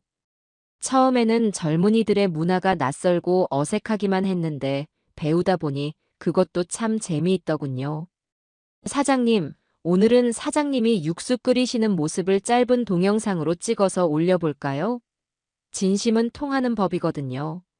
학생의 제안에 따라 제 가게의 SNS 계정에는 화려한 사진 대신 제가 매일 정직하게 땀 흘리는 모습들이 올라가기 시작했습니다. 새벽 시장에서 재료를 고르는 모습, 밤새 육수를 끓이는 모습, 손님상에 나갈 국수 한 그릇을 정성껏 마는 모습. 꾸밈 없는 저의 일상은 오히려 손님들에게 더 큰 신뢰와 감동을 주었던 모양입니다. 장인 정신이 느껴진다. 사장님 존경합니다. 같은 댓글들이 수백 개씩 달리곤 했지요. 가게의 다른 조력자들도 든든하기는 마찬가지였습니다. 초반에 저를 도와주셨던 동네 철물점 사장님과 단골 인부 아저씨들은 이제 제 가게의 보디가드를 자처하고 나섰습니다. 가게가 유명세를 타기 시작하자 온갖 사람들이 저를 찾아왔거든요. 대박 비법을 알려달라며 귀찮게 구는 사람부터 다짜고짜 프랜차이즈 계약서를 내미는 무례한 사업가들까지. 그럴 때마다 인부 아저씨들이 육중한 몸으로 제 앞을 막아서며 우리 사장님 귀찮게 하지 말고 썩 꺼지쇼. 라며 든든한 방패가 되어주었습니다. 저는 제 주위에 이렇게 좋은 사람들이 많다는 사실에 하루하루가 감사하고 행복했습니다. 제게는 피를 나눈 가족보다도 더 든든한 네 사람들이 생긴 것이었습니다. 어느 날 쩝쩝대마왕이 제게 다시 연락을 해왔습니다. 그는 제 국수 맛을 잊지 못하는 전국의 구독자들을 위해 온라인으로 국수를 팔아보는 것이 어떻겠냐고 제안했어요. 집에서도 간편하게 제 국수를 끓여 먹을 수 있는 밀키트 사업을 해보자는 것이었습니다. 처음에는 제가 어떻게 그런 큰일을 할 수 있을까 싶어 망설였지만 그의 끈질긴 설득과 도움 약속에 저는 큰 결심을 하게 되었습니다. 그의 도움을 받아 저는 해잔의 국수를 개인 사업자가 아닌 정식 법인으로 전환했습니다. 등기부등본에 대표이사 임혜자라는 제 이름이 찍히는 순간 저는 또 한 번 벅찬 감동을 느꼈어요. 며느리의 모욕이 아니었다면 저는 평생 제가 이런 일을 해낼 수 있는 사람이라는 사실조차 모르고 늙어 죽었을 겁니다. 밀키트 사업은 생각보다 훨씬 더 큰 성공을 거두었습니다. 쩝쩝대마왕의 강력한 홍보 덕분에 출시 첫날 준비했던 물량 1만 개가 단 10분 만에 전부 팔려나가는 기염을 토했지요. 저는 결국 공장을 계약하고 직원을 더 뽑아야 했습니다. 해잔의 국수는 이제 작은 골목 식당이 아닌 전국적인 브랜드로 당당하게 성장하고 있었습니다. 그러던 어느 날 저녁 가게 마감을 준비하고 있을 때였습니다. 헬쑥해진 얼굴의 아들 경수가 홀로 저를 찾아왔습니다. 지난번 저에게 쫓겨난 이후로 처음 보는 얼굴이었지요. 아들은 제 앞에 서서 차마 고개도 들지 못하고 한참을 우물쭈물했습니다. 어머니 드릴 말씀이 있어서 왔습니다. 무슨 일이냐? 세미 경찰서에서 조사를 몇 번 받았습니다. 변호사가 그러는데 증거가 너무 명백해서 벌금형이나 집행유예를 피하기는 어려울 것 같다고 합니다. 아들의 목소리는 힘없이 떨리고 있었습니다. 저는 아무 말 없이 아들의 다음 말을 기다렸습니다. 어머니, 제발 고소 좀 취하해 주시면 안 될까요? 샘이 요즘 밥도 제대로 못 먹고 잠도 못 자고 거의 폐인처럼 지내고 있습니다. 이러다 정말 큰일 날 것 같아요. 제가 무릎이라도 꿇겠습니다. 제발 제 아내 좀 살려주세요, 어머니. 경수는 결국 제 앞에 무릎을 꿇고 아이처럼 엉엉 울기 시작했습니다. 아들의 우는 모습을 보니 제 마음도 편치만은 않았습니다. 하지만 저는 약해지려는 마음을 다잡고 단호하게 말했습니다. 일어나라, 경수야. 사내 자식이 왜 이리 꼴사납게 무릎을 꿇는 게냐? 저는 우는 아들을 일으켜 세우고 아들의 눈을 똑바로 쳐다보며 말했습니다. 사람이 살면서 실수는 할 수 있다. 하지만 모든 실수에는 반드시 책임이 따르는 법이야. 네 아내는 지금 자신의 잘못에 대한 책임을 지고 있는 것뿐이다. 그건 내가 아니라 이 나라의 법이 내리는 심판이야. 내가 함부로 거두고 말고 할 수 있는 문제가 아니란 뜻이다. 하지만 어머니, 네가 정말 네 아내를 사랑하고 네 가정을 지키고 싶거든 지금이라도 정신 차려라. 이 아내가 저지른 죄를 섣불리 덮어주려고 하지 말고 그녀가 자신의 죄값을 온전히 치르고 진심으로 반성하고 새로운 사람으로 다시 태어날 수 있도록 옆에서 돕는 것. 그것이 남편인 네가 지금 해야 할 유일한 일이다. 내 말 알겠니? 제 단호한 말에 아들은 더 이상 아무런 말도 하지 못했습니다. 그저 고개를 떨군 채 소리 없이 눈물만 뚝뚝 흘리고 있었지요. 그날 아들은 제게서 어떤 희망도 얻지 못하고 무거운 발걸음을 돌려야만 했습니다. 아들의 축 처진 뒷모습을 보니 가슴 한쪽이 아려왔지만 저는 제 선택을 후회하지 않았습니다. 진정한 용서는 모든 대가를 치르고 난 뒤에야 비로소 이야기할 수 있는 것이니까요. 시간은 참으로 정직하게 흘러갔습니다. 제 가게는 하루가 다르게 번창했고 며느리 김세미는 법의 심판을 피할 수 없었습니다. 결국 세미는 허위사실 유포에 의한 명예훼손 및 업무방해 혐의가 모두 인정되어 수백만 원의 벌금형과 사회봉사 명령을 선고받았습니다. 징역형은 면했지만 평생 지워지지 않을 전과라는 주홍 글씨가 새겨진 셈이었지요. 그 소식을 아들에게 전해 듣고 저는 한동안 마음이 복잡했습니다. 통쾌하다는 생각보다는 일이 어쩌다 이 지경까지 왔을까 하는 씁쓸함이 더 컸던 것 같아요. 그 후로 아들 내외는 한동안 제 앞에 나타나지 않았습니다. 저는 그들의 소식을 굳이 묻지 않았고 그저 제 일에만 묵묵히 집중하며 하루하루를 보냈습니다. 그러던 어느 날 단골 여대생, 아니 이제는 제 가게의 어엿한 정직원이 된 은영 양이 제게 조심스럽게 휴대폰 화면 하나를 보여주었습니다. 그것은 세미가 저를 비방했던 바로 그 맘카페였습니다. 그곳에는 해잔의 국수집 사장님께 진심으로 사죄드립니다라는 제목의 긴 장문의 글이 올라와 있었습니다. 글쓴이는 당연히 며느리 김세미였습니다. 안녕하세요. 얼마 전 이 게시판에 익명으로 해잔의 국수에 대한 악의적인 거짓 글을 올렸던 사람입니다. 제 어리석고 비열한 행동으로 인해 해잔의 국수 임혜자 사장님과 제 글에 속아 가게에 대한 오해를 하셨을 많은 분들께 씻을 수 없는 상처를 드린 점 고개 숙여 사죄드립니다. 저는 저의 시어머니이신 사장님의 성공을 질투하고 시기한 나머지 이성과 양심을 모두 잃어버렸습니다. 제 한순간의 잘못된 행동이 얼마나 많은 사람들에게 피해를 주는지 법의 심판을 받고 나서야 뼈저리게 깨닫게 되었습니다. 저는 앞으로 제가 받아야 할 모든 비난과 징벌을 달게 받겠습니다. 그리고 평생에 걸쳐 제가 저지른 잘못을 반성하고 또 반성하며 살아가겠습니다. 다시 한번 임혜자 사장님과 저로 인해 상처받으신 모든 분들께 진심으로 죄송하다는 말씀을 드립니다. 저는 그 글을 한참 동안 말없이 읽어내려갔습니다. 글에는 어떤 변명이나 핑계도 없었어요. 오로지 자신의 잘못을 인정하고 용서를 구하는 진심만이 담겨 있었습니다. 이전의 그 가식적인 눈물과는 다른 무언가 진실된 무게가 느껴졌습니다. 며칠 뒤 아들 경수에게서 연락이 왔습니다.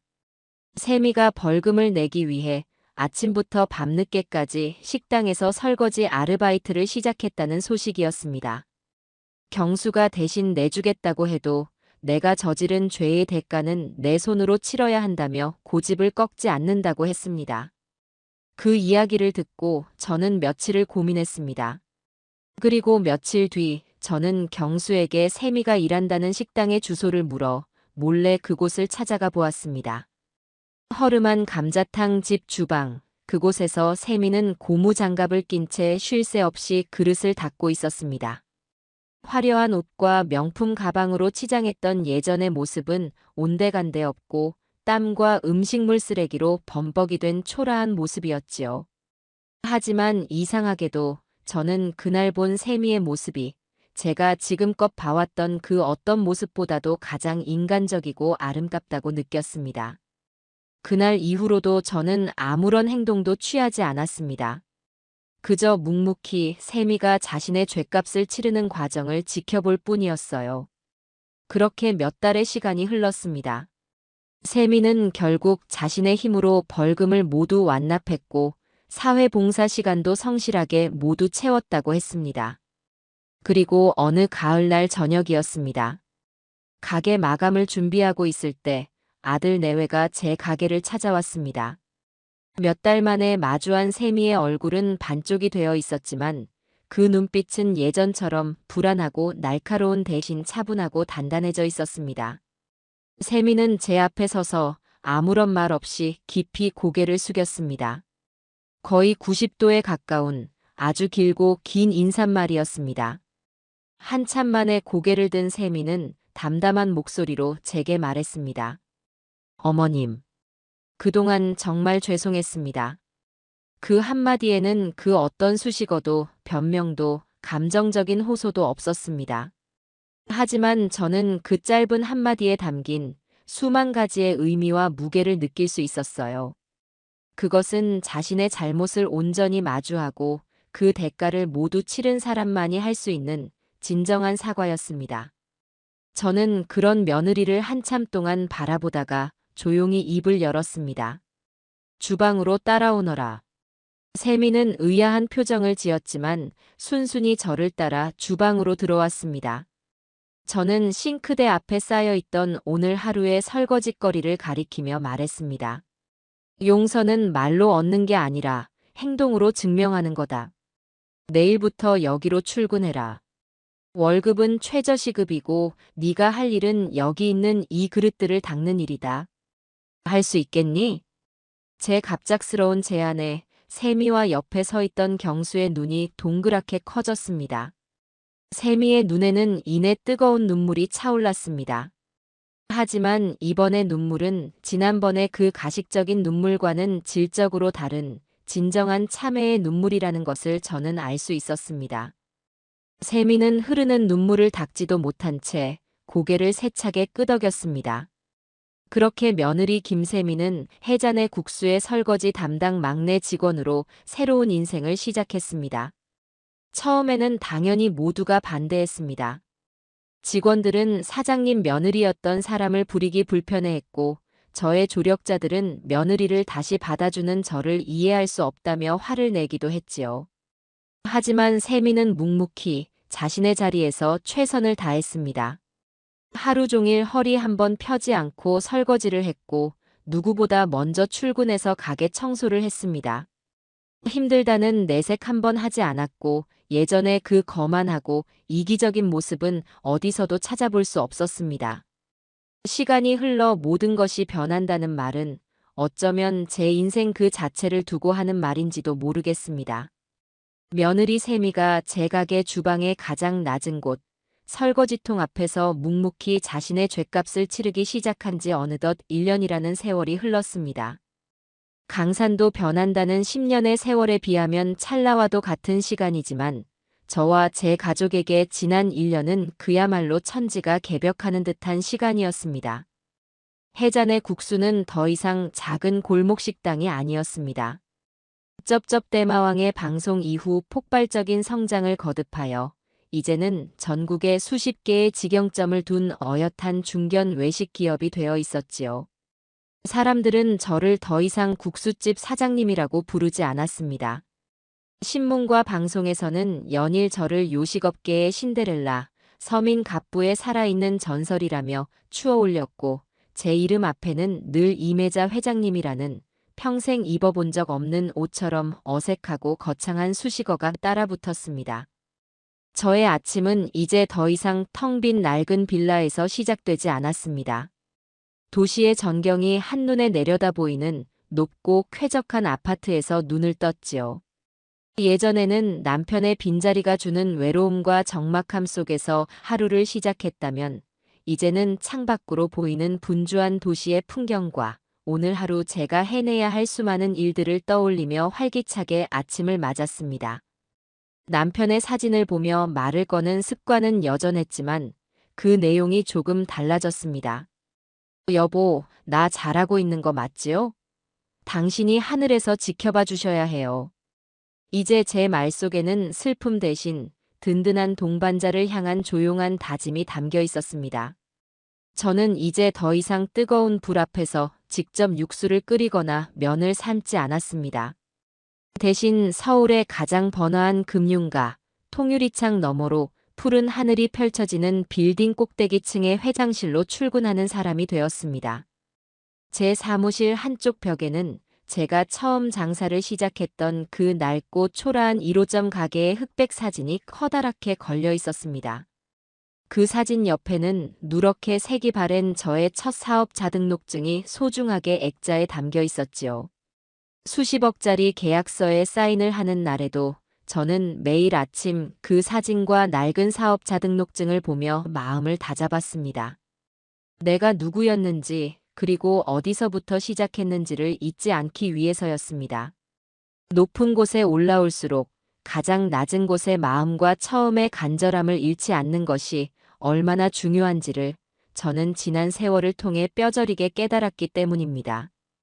오늘 아침도 저의 하루는 중요한 회의로 시작되었습니다. 신메뉴 개발팀에서 야심차게 준비한 트러플 오일 비빔국수의 최종 시식회가 열리는 날이었지요.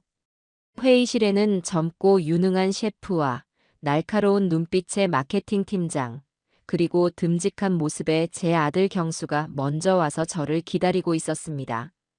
회장님, 저희가 수십 번의 테스트를 거쳐 개발한 신메뉴입니다. 젊은 층의 입맛을 사로잡을 아주 고급스럽고 트렌디한 맛이라고 자부합니다. 개발팀장의 자신감 넘치는 설명과 함께 제 앞에 먹음직스럽게 담긴 비빔국수 한 그릇이 놓였습니다. 하지만 저는 국수를 맛보기도 전에 먼저 고개를 저었습니다. 너무 많은 것이 담겨 있었기 때문입니다. 불필요한 고명이 너무 많았고 화려한 그릇은 저희 해잔의 국수의 철학과 어울리지 않았습니다.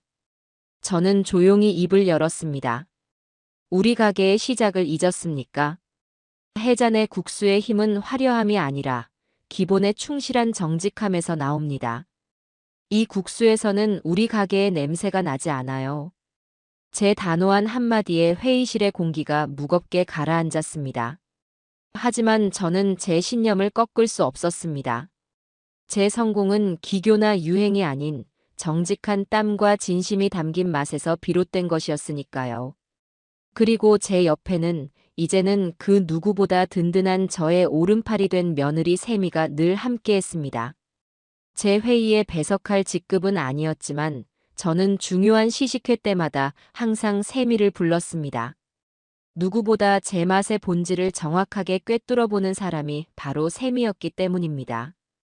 지난 1년 동안 세미는 그야말로 환골탈태라는 말이 부족할 정도로 전혀 다른 사람이 되어 있었습니다. 설거지로 시작했던 주방일은 얼마 지나지 않아 홀 서빙과 재료 손질, 육수 끓이는 비법 전수까지 이어졌어요. 예전에는 명품 가방과 뾰족한 구두가 자신의 자존심이라도 되는 양치장하던 아이가 이제는 고무장갑과 낡은 운동화가 더 익숙한 진짜 장사꾼이 되어 있었습니다. 거칠어진 손을 부끄러워하지 않았고 이마에 흐르는 땀을 자랑스럽게 닦아내는 사람이 되어 있었지요. 세미는 단순히 일만 잘하는 것이 아니었습니다. 그녀는 과거 자신의 과오를 단 한순간도 잊지 않고 그것을 성장의 발판으로 삼았습니다. 특히 전국 직영점의 신입 점장들을 교육할 때면 자신의 뼈아픈 실패담을 거침없이 털어놓으며 교육생들에게 진심과 정직의 중요성을 가르치곤 했습니다. 여러분, 제가 예전에 무슨 짓을 했는지 아십니까? 저는 제 시어머니이자 바로 이 회사의 회장님이신 이매자 대표님의 가게에 벌레가 나왔다는 거짓 글을 인터넷에 올렸던 사람입니다. 저는 질투심에 눈이 멀어 한 사람의 인생을 송두리째 망가뜨릴 뻔한 끔찍한 죄를 저질렀습니다. 여러분, 손님을 속이는 것은 아주 쉽습니다. 하지만 그 거짓말의 대가는 여러분의 인생 전부를 걸어야 할 만큼 무겁습니다. 이 국물 한 그릇에 담아야 할 것은 맛있는 양념이 아니라 여러분의 정직한 양심이라는 것을 절대로 잊지 마십시오. 그런 세미의 진심 어린 모습에 처음에는 그녀를 회장님 며느리라는 낙하산으로 여기며 경계하던 직원들도 하나둘 마음을 열기 시작했습니다. 그리고 1년이 지난 지금 세미는 모든 직원들의 존경과 신뢰를 한몸에 받는 당당한 점장 교육 총괄 팀장이자 저의 가장 든든한 후계자로 성장해 있었습니다. 아들 경수 역시 놀라운 성장을 보여주었습니다. 예전에 그 우유부단하고 책임감 없던 마마보이의 모습은 어디에서도 찾아볼 수 없었지요. 아들은 제가 회사를 법인으로 전환할 때부터 잠자는 시간까지 쪼개가며 경영과 회계를 공부했습니다. 그리고 지금은 저희 회사의 복잡한 살림살이를 속속들이 꿰뚫고 있는 누구보다 꼼꼼하고 능력 있는 경영 지원 실장이 되어 있었어요. 더 이상 아내와 어머니 사이에서 눈치만 보며 갈팡질팡하던 남자가 아니라 자신의 아내를 누구보다 깊이 믿어주고 어머니의 철학을 존경하며 자신의 가정을 굳건히 지켜나가는 진짜 어른이자 가장으로 성장해 있었습니다. 어느 눈부시게 맑은 가을날이었습니다. 그날은 저희 회사 해자푸드의 창립 1주년이 되는 아주 특별한 기념일이었지요. 회사에서는 성대한 기념 파티를 준비해야 한다고 성화였지만 저는 그 모든 것을 마다하고 아주 특별한 하루를 계획했습니다. 그날 하루 저는 회장이라는 무거운 감투를 내려놓고 몸에 익숙한 낡은 작업복을 꺼내 입었습니다. 그리고 아들과 며느리를 데리고 모든 것의 시작이었던 저의 작은 1호점 가게로 향했습니다. 이제는 국수 성지라고 불리며 전국에서 찾아온 손님들로 늘 발 디딜 틈이 없는 1호점. 저는 그날 하루 가게 문을 굳게 닫고 창립 기념일 임시 휴업이라는 팻말을 내걸었습니다. 텅 빈 가게 안으로 들어서자 지난 2년의 세월이 마치 어제 일처럼 생생하게 눈앞을 스쳐 지나갔습니다. 며느리의 모욕에 피눈물을 흘리며 밤을 지새웠던 안방, 폐가 갔던 가게를 홀로 쓸고 닦으며 흘렸던 고단한 땀방울, 파리만 날리던 가게에서 절망하며 끓여냈던 눈물 젖은 국수 한 그릇, 그리고 기적처럼 찾아온 손님들을 보며 벅찬 감동을 느꼈던 그 순간들까지. 이 작고 낡은 공간에는 저의 모든 눈물과 땀, 그리고 환희의 역사가 고스란히 담겨 있었습니다. 잠시 후 가게 문이 열리더니 아들과 며느리가 낡은 앞치마를 든 채 들어왔습니다. 제가 아무 말 없이 이곳으로 오라고 했을 뿐인데 두 사람은 이미 제 마음을 다 읽고 있었다는 듯 자연스럽게 제 옆에 서서 함께 앞치마를 둘렀습니다. 오늘 같은 날은 회장님 놀이 그만하고 국수나 실컷 말아봐야죠, 어머님. 초심을 잃지 말아야 하니까요. 세미가 장난스럽게 웃으며 말했습니다. 그 모습이 어찌나 사랑스럽고 대견한지 저도 모르게 세미의 머리를 쓰다듬어 주었습니다.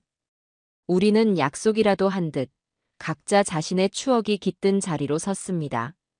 저는 평생 제 손때가 묻은 반죽 기계 앞에, 경수는 처음 아내와 어머니를 돕기 위해 칼을 잡았던 야채 작업대 앞에, 그리고 세미는 자신의 죄를 씻어내고 새로운 인생을 시작했던 거대한 육수 솥 앞에 섰습니다. 더 이상 회장님과 팀장, 실장이 아닌 그저 단출한 국수집 식구, 이매자와 김샘이 고경수로 돌아가는 감격스러운 순간이었습니다. 주방 안에는 이내 경쾌한 칼질 소리와 구수한 멸치 냄새, 그리고 저희 세 사람의 정겨운 웃음소리가 가득 찼습니다. 예전에는 부엌에 들어오는 것조차 어색해하던 경수는 이제는 눈을 감고도 양파를 일정한 두께로 곱게 채 썰 수 있는 베테랑이 되어 있었습니다. 한때는 제 손맛을 시간 낭비라며 코웃음 쳤던 세미는 이제 저보다 더 깊고 진한 육수를 끓여내는 명인이 되어 있었지요. 저는 세미가 끓여낸 육수를 국자로 떠서 한 숟갈 맛보고는 말없이 엄지손가락을 치켜 세워 보였습니다. 청출어람이네. 이제는 내가 너한테 한 수 배워야겠다. 제 진심 어린 칭찬에 세미는 아이처럼 얼굴을 붉히며 수줍게 웃었습니다. 우리는 그날 손님에게 팔기 위한 국수가 아닌 오로지 우리 세 사람만을 위한 국수를 만들었습니다. 제가 직접 반죽한 쫄깃한 생면을 끓는 물에 삶아내고 세미가 밤새 끓여낸 진하디 진한 육수를 붓고 경수가 정성껏 썰어낸 애호박과 달걀지단 고명을 듬뿍 올렸습니다. 그렇게 완성된 세상에서 가장 특별한 국수 3그릇을 들고 우리는 가게 홀의 가장 작고 낡은, 하지만 우리의 추억이 가장 많이 깃든 테이블에 마주 앉았습니다. 창밖으로 쏟아지는 따스한 가을 햇살 아래 우리는 말없이 국수를 먹기 시작했습니다. 제가 평생을 만들어 온 국수였지만 제 인생에서 먹어본 그 어떤 국수보다도 비교할 수 없이 깊고 감동적인 맛이었습니다. 그 국수 한 그릇에는 우리가 함께 눈물로 이겨낸 시련의 시간과 서로를 향한 뜨거운 용서와 화해, 그리고 마침내 시련을 통해 더욱 단단하게 하나가 된 가족의 사랑이 모두 담겨 있었으니까요. 어머님, 감사합니다. 저같이 못된 것을 버리지 않고 다시 사람으로 만들어주셔서 정말 감사합니다. 세미가 국물을 떠먹다 말고 조용히 고개를 숙인 채 눈물을 뚝뚝 흘리며 말했습니다. 저는 휴지를 뽑아 세미의 눈물을 닦아주며 따뜻하게 웃어 보였습니다. 아니다. 내가 더 고맙다. 네가 아니었다면 나는 평생 내가 무엇을 할 수 있는 사람인지도 모르고 그저 한숨만 쉬며 무기력하게 늙어 죽었을 게다. 너는 내게 세상에서 가장 큰 상처를 주었지만 역설적이게도 내 인생 최고의 선물을 안겨준 은인이기도 해. 제 말에 옆에서 조용히 국수를 먹던 아들 경수도 어느새 눈시울이 붉어져 있었습니다. 우리는 한참 동안 아무런 말 없이 서로의 얼굴을 바라보며 웃고 또 울었습니다. 창밖으로는 해잔의 국수 대표 임혜자라고 쓰인 제 이름이 1년 전 그날처럼 눈부신 가을 햇살을 받아 황금빛으로 찬란하게 반짝이고 있었습니다. 평생 받아온 서름과 모욕을 딛고 일어나 제 인생의 당당한 주인이 된 제 자신, 그리고 기꺼이 자신의 잘못을 뉘우치고 새로운 사람으로 다시 태어난 사랑하는 며느리와 아들. 우리는 서로를 마주보며 세상 그 누구보다 행복하고 충만한 미소를 지었어요. 제 인생 2막은 그렇게 완벽한 해피엔딩을 향해 가장 뜨겁고 진한 국물 맛을 내며 오래도록 따뜻하고 행복하게 흘러가고 있습니다.